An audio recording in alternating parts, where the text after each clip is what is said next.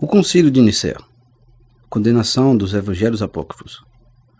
325 DC. É realizado o Concílio de Nicéia, atual cidade de Iznik, província da Anatólia, nome que se costuma dar à antiga Ásia Menor, na Turquia Asiática. A Turquia é um país euroasiático constituído por uma pequena parte europeia, a Trácia, e uma grande parte asiática, a Anatólia. Este foi o primeiro concílio ecumênico da Igreja, convocado pelo imperador Flávio Valérios Constantinos, 285 a 337 DC, filho de Constâncio I. Quando seu pai morreu em 306, Constantino passou a exercer autoridade suprema na Bretanha, Gália, atual França e Espanha. Aos poucos, foi assumindo o controle de todo o Império Romano. Desde Lúcio Domício Aureliano, 270 a 275 DC, os imperadores tinham abandonado a unidade religiosa, com a renúncia de Aureliano a seus direitos divinos em 274. Porém, Constantino, estadista sagaz que era, inverteu a política vigente, passando da perseguição aos cristãos à promoção do cristianismo, vislumbrando a oportunidade de relançar através da Igreja a unidade religiosa do seu império. Contudo, durante todo o seu regime, não abriu mão de sua condição de sumo sacerdote do culto pagão ao Sol Invictus. Tinha um conhecimento rudimentar da doutrina cristã e suas intervenções em matéria religiosa visavam a princípio fortalecer a monarquia no seu governo. Na verdade, Constantino observara a coragem e determinação dos mártires cristãos durante as perseguições promovidas por Diocleciano, em 303. Sabia que, embora ainda fossem minoritários 10% da população do império, os cristãos se concentravam nos grandes centros urbanos, principalmente em território inimigo. Foi uma jogada de mestre, do ponto de vista estratégico, fazer do cristianismo a religião oficial do império. Tomando os cristãos sob sua proteção, estabelecia divisão no campo adversário. Em 325, já como soberano único, convocou mais de 300 bispos ao Concílio de Nicéia. Constantino visava dotar a Igreja de uma doutrina padrão, pois as divisões dentro da nova religião que nascia ameaçavam sua autoridade e domínio. Era necessário, portanto, o concílio para dar nova estrutura aos seus poderes. E o momento decisivo sobre a doutrina da Trindade ocorreu nesse concílio. 300 bispos se reúnem para decidir se o ungido era um ser criado, doutrina de Arius, ou não criado, e se igual e eterno como o Pai, seu Criador. Doutrina de Atanásio. A Igreja acabou rejeitando a ideia ariana de que Yeshua era a primeira e mais nobre criatura do Criador, e afirmou que ele era da mesma substância ou essência, isto é, a mesma entidade existente do Pai. Assim, segundo a conclusão desse concílio, há somente um Criador, não dois. A distância entre o Pai e o Filho está dentro da unidade divina, e o Filho é o Criador no mesmo sentido que o Pai o é, dizendo que o Filho e o Pai são de uma substância e que o Filho é gerado, único gerado ou unigênito. João 1, 14, 18, 3, 16, 18. E notas ao texto da NVI. Mas não feito o credo niceno, estabelece a divindade do homem da Galiléia, embora essa conclusão não tenha sido unânime. Os bispos que discordaram foram simplesmente perseguidos e exilados. Com a subida da Igreja ao poder, discussões doutrinárias passaram a ser tratadas como questões de Estado. E na controvérsia ariana, colocava-se um obstáculo grande à realização da ideia de Constantino de um império universal, que deveria ser alcançado com a uniformidade da adoração divina. O concílio foi aberto formalmente a 20 de maio, na estrutura central do Palácio Imperial, ocupando-se com discussões preparatórias na questão ariana e que Arius, com alguns seguidores, em especial Eusébio de Nicomédia, Teógenes de Nice e Mares de Calcedon, parecem ter sido os principais líderes. Como era o costume, os bispos orientais estavam em maioria. Na primeira linha de influência hierárquica estavam 3 arcebispos: Alexandre, de Alexandria, Eustáquio, de Antioquia, e Macário, de Jerusalém, bem como Eusébio, de Nicomédia, e Eusébio de Cesareia. Entre os bispos encontravam-se Estratofilos, bispo de Pitiunte, Bichivinta, reino de Egrise. O Ocidente enviou não mais de 5 representantes na proporção relativa das províncias: Marcos, da Calábria, Itália, Cecília, de Catargo, África, Rosios, de Córdoba, Espanha, Nicásios, de Dijon, França, e Dominus, de Estridon, província do Danúbio. Apenas 318 bispos compareceram, o que equivalia a apenas uns 18% de todos os bispos do Império. Dos 318, pouco eram da parte ocidental do domínio de Constantino, tornando a votação no mínimo tendenciosa. Assim, tendo os bispos orientais como a maioria a seu favor, Constantino aprovaria com facilidade tudo aquilo que fosse do seu interesse. As sessões regulares, no entanto, começaram somente com a chegada do imperador. Após Constantino ter explicitamente ordenado o curso das negociações, ele confiou o controle dos procedimentos a uma comissão designada por ele mesmo, consistindo provavelmente nos participantes mais proeminentes desse corpo. O imperador manipulou, pressionou e ameaçou os partícipes do concílio para garantir que votariam no que ele acreditava, e não em algum consenso a que os bispos chegassem. 2 dos bispos que votaram a favor de Arius foram exilados e os escritos de Arius foram destruídos. Constantino decretou que qualquer um que fosse apanhado com documentos arianistas estaria sujeito à pena de morte. Mas a decisão da Assembleia não foi unânime, e a influência do imperador era claramente evidente quando diversos bispos de Egito foram expulsos devido à sua oposição ao credo. Na realidade, as decisões de Nicéia foram fruto de uma minoria. Foram mal entendidas e até rejeitadas por muitos que não eram partidários de Ário.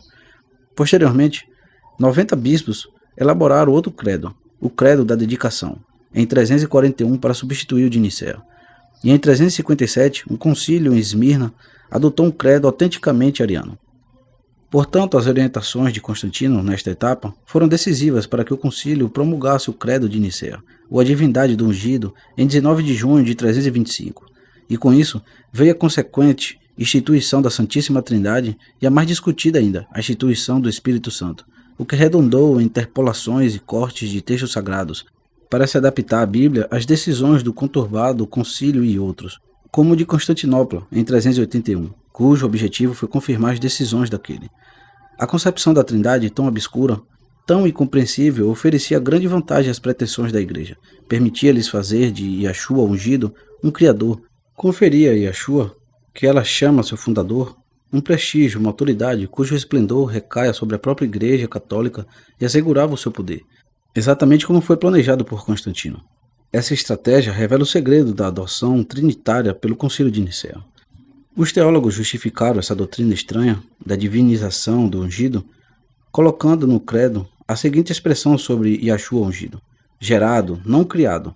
Mas se foi gerado, o Messias não existia antes de ser gerado pelo Pai. Logo, ele não é o Criador, pois o Criador é eterno. Espelhando bem os novos tempos, o credo de Nicéia não faz qualquer referência aos ensinamentos de Yeshua.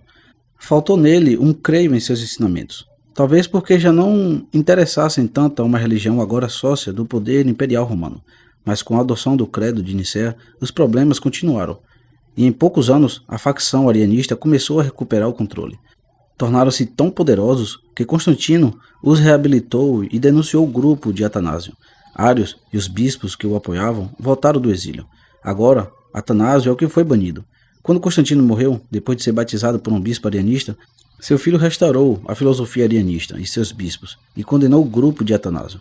Nos anos seguintes, a disputa política continuou, até que os arianistas abusaram de seu poder e foram derrubados. A controvérsia política religiosa causou violência e mortes generalizadas. Em 381 DC, o imperador Teodósio, um trinitarista, convocou um concílio em Constantinopla. Apenas bispos trinitários foram convidados a participar. 150 bispos compareceram e votaram uma alteração no credo de Nicéia para incluir o Espírito Santo como parte da divindade. A doutrina da Trindade era agora oficial para a Igreja e também para o Estado. Com a exclusiva participação dos bispos citados, a Trindade foi imposta a todos como mais uma verdade teológica da Igreja, e os bispos que não apoiaram essa tese foram expulsos da Igreja e excomungados. Por volta do século IX, o credo já estava estabelecido na Espanha, França e Alemanha. Tinha levado séculos desde o tempo do ungido para que a doutrina da Trindade pegasse. A política do governo e da Igreja foram as razões que levaram a Trindade a existir e se tornar a doutrina oficial da Igreja. Como se pode observar, a doutrina trinitária resultou da mistura de fraude política, um imperador pagão e facções em guerra que causaram mortes e derramamento de sangue. As igrejas cristãs hoje em dia dizem que Constantino foi o primeiro imperador cristão, mas seu cristianismo, entre aspas, tinha motivação apenas política. É altamente duvidoso que ele realmente aceitasse a doutrina cristã. Ele mandou matar um de seus filhos, além de um sobrinho, seu cunhado e possivelmente uma de suas esposas. Ele manteve seu título de alto sacerdote de uma religião pagã até o fim da vida e só foi batizado em seu leito de morte. Observação: em 313 DC, com o grande avanço da religião do carpinteiro, o imperador Constantino Magno enfrentava problemas com o povo romano e necessitava de uma nova religião para controlar as massas. Aproveitando de grande difusão do cristianismo, apoderou-se dessa religião e modificou-a conforme seus interesses. Alguns anos depois, em 325 DC, no Concílio de Nicéia, é fundada oficialmente a Igreja Católica. Há que se ressaltar que a Igreja, na época de Yeshua, não era a Igreja que entendemos hoje, pois se lermos os Evangelhos de uma ponta a outra, veremos que a palavra Igreja, no sentido que hoje lhe damos, nem sequer neles é mencionada, exceto por aproximação, e apenas 3 vezes em 2 versículos no Evangelho de Mateus. Mateus 16, 18 e Mateus 18, 17. Pois a palavra grega original, usada por Mateus, eclesia, significa simplesmente assembleia de convocados, neste caso a comunidade dos seguidores da doutrina de Yeshua, ou a sua reunião no local, geralmente em casas particulares onde se liam as cartas e as mensagens dos apóstolos. Sabemos-lo pelo testemunho de outros textos do Novo Testamento, já que os evangelhos a esse respeito são omissos. Veja-se, por exemplo, a Epístola aos Romanos 16:5, onde Paulo cita o agrupamento eclesia que se reunia na residência de um casal de tecelões, Áquila e Priscila, ou a Epístola de Filemão 1:2, onde o mesmo Paulo saúda a eclesia que se reunia em casa do dito Filemão. Num dos casos, como lemos na Epístola de Tiago 2:2, essa congregação cristã é designada por sinagoga. Nada disso tem a ver, portanto, com a imponente Igreja Católica enquanto instituição formal, estruturada e oficializada, sobretudo a partir do Concílio de Nicéia, presidido pelo imperador Constantino, mais de 300 anos após a morte do ungido. Onde termina a Igreja primitiva dos Atos dos Apóstolos e começa o catolicismo romano. Quando Roma tornou-se o famoso Império Mundial, assimilou no seu sistema os deuses e as religiões dos vários países pagãos que dominava. Com certeza a Babilônia era a fonte do paganismo desses países, o que nos leva a constatar que a religião primitiva da Roma pagã não era outro senão o culto babilônico. No decorrer dos anos, os líderes da época começaram a atribuir a si mesmos o poder de senhores do povo do Criador, no lugar da mensagem deixada pelo ungido. Na época da Igreja primitiva, os verdadeiros cristãos eram jogados aos leões. Bastava se recusar a seguir os falsos ensinamentos e o castigo vinha a galope. O paganismo babilônico imperava à custa de vidas humanas. No ano 323 DC, o imperador Constantino professou conversão ao cristianismo. As ordens imperiais foram espalhadas por todo o império. As perseguições deveriam cessar. Nesta época, a igreja começou a receber grandes honrarias e poderes mundanos. Ao invés de ser separada do mundo, ela passou a ser parte ativa do sistema político que governava. Daí em diante, as misturas do paganismo com o cristianismo foram crescendo, principalmente em Roma, dando origem ao catolicismo romano. O Concílio de Nicéia, na Ásia Menor, presidido por Constantino, era composto pelos bispos que eram nomeados pelo imperador e por outros que eram nomeados por líderes religiosos das diversas comunidades. Tal concílio consagrou oficialmente a designação católica aplicada à igreja organizada por Constantino. Creio na Igreja Una, Santa Católica e Apostólica. Poderíamos até mesmo dizer que Constantino foi seu primeiro papa. Como se vê claramente, a Igreja Católica não foi fundada por Pedro e está longe de ser a igreja primitiva dos apóstolos. Em resumo, por influência dos imperadores Constantino e Teodósio, o cristianismo tornou-se a religião oficial do Império Romano e entrou no desvio. Institucionalizou-se, surgiu o profissionalismo religioso, práticas exteriores do paganismo foram assimiladas, criaram-se ritos e rezas, ofícios e oficiantes. Toda uma estrutura teológica foi montada para atender às pretensões absolutistas da casta sacerdotal dominante, que se impunha aos fiéis com a draconiana afirmação: fora da igreja não há salvação. Além disso, Constantino queria um império unido e forte, sem dissensões. Para manter o seu domínio sobre os homens e estabelecer a ditadura religiosa, as autoridades eclesiásticas romanas deviam manter a ignorância sobre as filosofias e escrituras. A mesma Bíblia devia ser diferente, devia exaltar ao Criador e os patriarcas, mas também um Criador forte, para se opor ao próprio Criador dos hebreus, ao Buda, aos poderosos deuses do Olimpo. Era necessário trazer a divindade arcaica oriental, misturada às fábulas com as antigas histórias de Moisés, Elias, Isaías, etc., onde colocaram Yeshua não mais como Messias ou ungido, mas maliciosamente colocaram Yeshua, parafraseado, de divindade no lugar de Jezeu Krishna, a segunda pessoa da trindade arcaica do hinduísmo. Nesse quadro de ambições e privilégios, não havia lugar para uma doutrina que exalta a responsabilidade individual e ensina que o nosso futuro está condicionado ao empenho da renovação interior e não a simples adesão e submissão incondicional aos dogmas de uma igreja, os quais, para uma perfeita assimilação, era necessário admitir a quinta essência da teologia, credo que é absurdo, ou seja, acredito mesmo que seja absurdo, criada por Tertuliano, em 155 a 220, apologista cristão.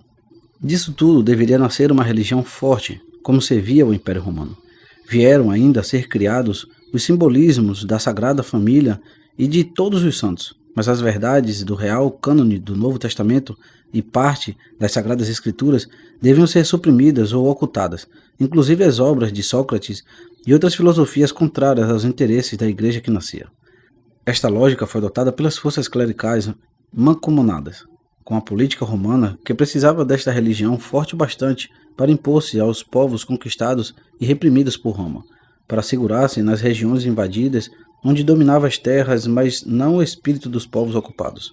Em troca, o cristianismo ganhava a universalidade, pois queria se tornar a religião imperial católica apostólica romana, a toda poderosa, que vinha a ser sustentada pela força, ao mesmo tempo que simulava a graça divina, recomendando arrependimento e perdão, mas que na prática derrotava seus inimigos a golpes de espada.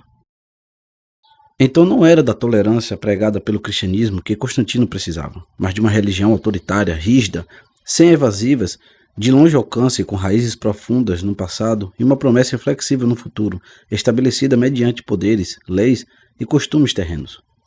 Para isso, Constantino devia adaptar a religião do carpinteiro, dando-lhes origens divinas, e assim impressionaria mais o povo, o qual, sabendo que Yeshua era reconhecido como o próprio Criador na nova religião que nascia. Haveria facilidade de impor a sua estrutura hierárquica, seu regime monárquico imperial, e assim os seus poderes ganhariam amplos limites quase inatingíveis. Quando Constantino morreu em 337, foi batizado e enterrado na consideração de que ele se tornara um 13º apóstolo, e na iconografia eclesiástica veio a ser representado recebendo a coroa das mãos do Criador.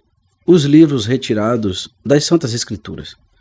Os 4 evangelhos canônicos que se acredita terem sido inspirados pelo Espírito Santo não eram aceitos como tais no início da Igreja. O bispo de Lyon, Irineu, explica os pitorescos critérios utilizados na escolha dos 4 evangelhos.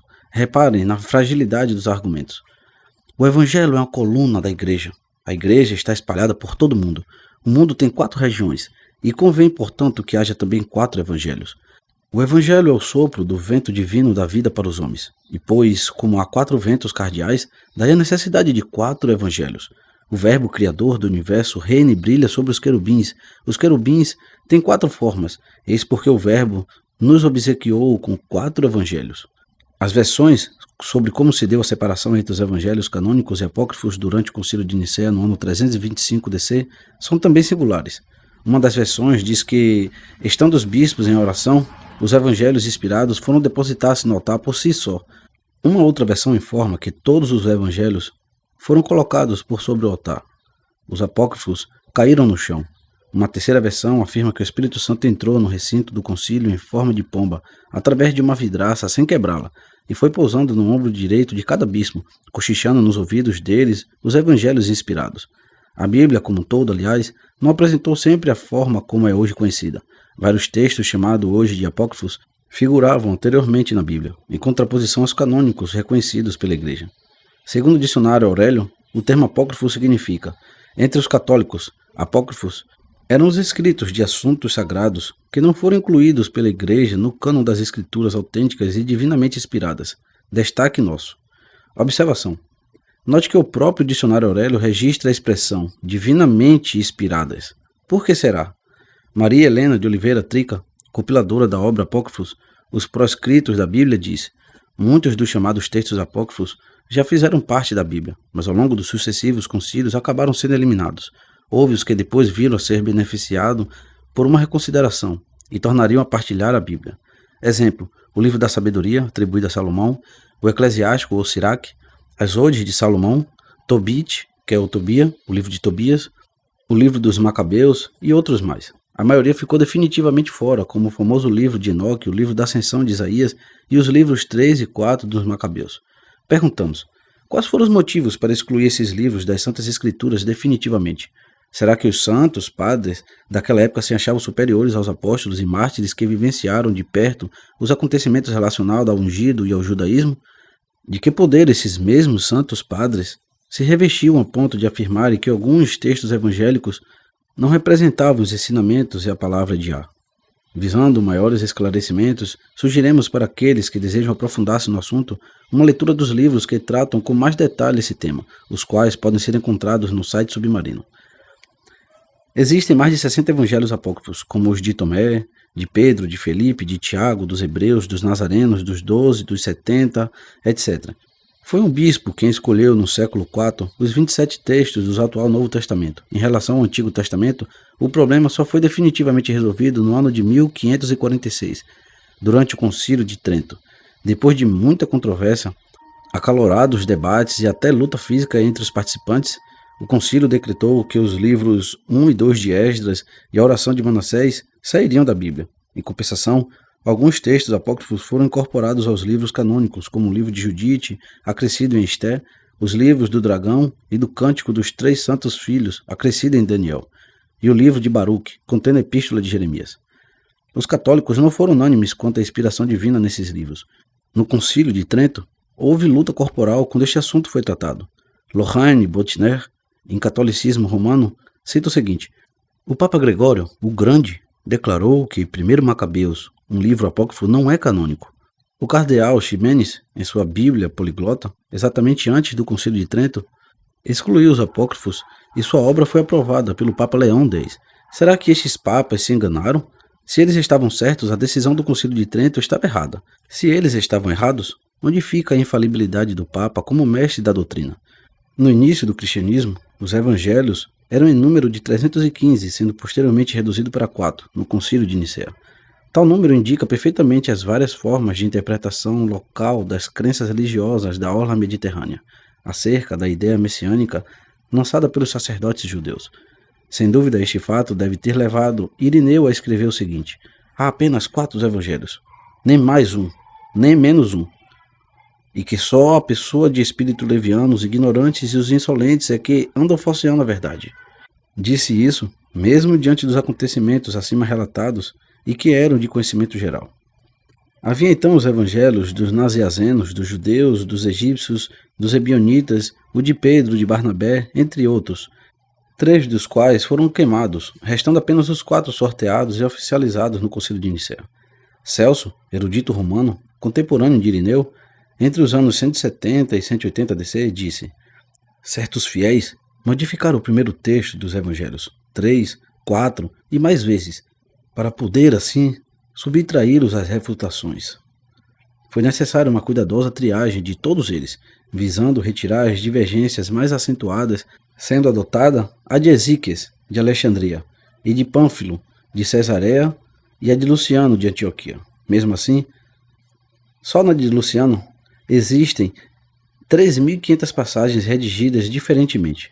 Disso resulta que, mesmo para os padres da igreja, os evangelhos não são fonte segura e original. Os evangelhos que trazem a palavra segundo, que em grego é kata, não vieram diretamente dos pretensos evangelistas. A discutível origem dos evangelhos explica por que os documentos mais antigos não fazem referência à vida terrena de Yeshua. Não é razoável supor que uma palavra divina possa ser alterada assim tão fácil e impunemente por mãos humanas, que fique na dependência de ser julgada boa ou má por juízes e dignitários eclesiásticos. Só me foi possível escrever este livro através dos conceitos que pude assimilar da obra Na Luz da Verdade, a mensagem do Graal de Abdushim, segundo o dicionário Aurélio, Graal, vaso santo de esmeralda, que, segundo a tradição, corrente nos romances de cavalaria, teria servido ao ungido na última ceia, e no qual José de Arimateia haveria recolhido o sangue do ungido que jorrou quando o centurião lhe desferiu a lança. Como já vimos no artigo Qual a Importância dos Apócrifos, existem alguns livros escritos antes ou pouco depois do ungido que tinham como intenção figurar como escritura sagrada. Mas pelo magistério da Igreja e assistência do Espírito Santo, esses livros espúrios foram definitivamente afastados, restando apenas o cânon bíblico que guardamos até hoje. Por este motivo, muitos desapareceram, outros sobreviveram em uma ou outra comunidade antiga, ou ainda em traduções, fragmentos ou citações. A seguir, apresentamos uma lista exaustiva de livros apócrifos do Antigo e do Novo Testamento, que, embora longa, provavelmente não esgota todos os livros escritos ou existentes, porém, bem demonstra a quantidade de livros escritos com a intenção de completar a Bíblia. Incluímos também, ao final, os manuscritos encontrados em Qumran, nas grutas do Mar Morto, que foram escritos ou preservados por comunidade que vivia nesse deserto, separada dos grupos religiosos da Palestina do tempo de Yeshua, saduceu, fariseu, samaritanos, etc. Esse grupo, denominado essênio, como podemos ver, considerava o Antigo Testamento como escritura sagrada, inclusive os deuterocanônicos, mas tinha como característica própria seguir ainda outros livros sagrados. Portanto, temos como apócrifos as seguintes obras.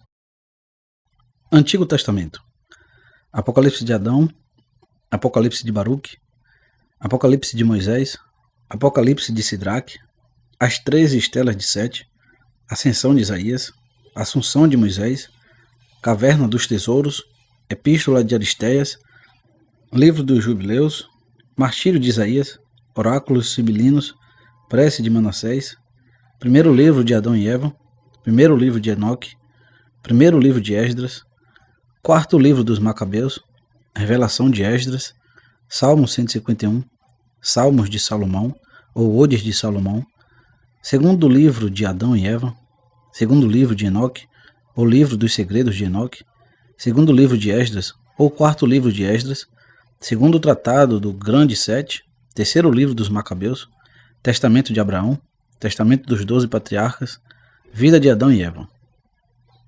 Novo Testamento: A Hipóstase dos Arcontes, Ágrafo Extra-Evangelhos, Ágrafos de origens diversas, Apocalipse da Virgem, Apocalipse de João, o teólogo, Apocalipse de Paulo, Apocalipse de Pedro, Apocalipse de Tomé, Atos de André e Mateus, Atos de Barnabé, Atos de Felipe, Atos de João, o teólogo, Atos de Paulo e Tecla, Atos de Pedro e André, Atos de Pedro e Paulo, Atos de Pedro e os 12 apóstolos, Atos de Tadeu, Atos de Tomé, Consumação de Tomé, Correspondência entre Paulo e Sêneca, Declaração de José de Arimateia, Descida do ungido ao inferno, Discurso de domingo, Ditos de Yeshua ao rei Abigaro, Ensinamentos de Silvano, Ensinamentos do apóstolo Tadeu, Ensinamentos dos apóstolos,